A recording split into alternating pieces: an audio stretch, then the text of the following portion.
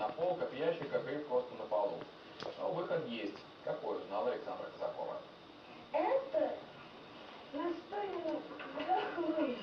Она мне тоже очень нравится.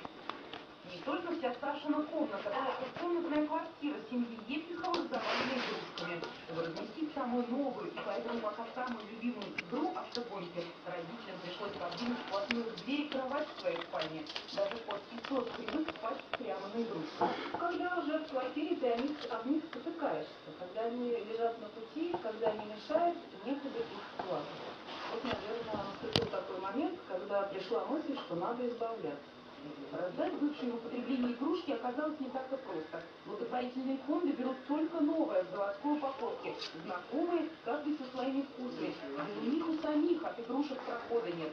Выкинуть жалко, девать некуда. Если квартира напоминает детский мир, в семье проблема, считают психологи. Ребенок нуждается в ласке и участии, а не в подарках от взрослых. А грехи в общении родителей с ребенком уже тут проблемы в детском развитии.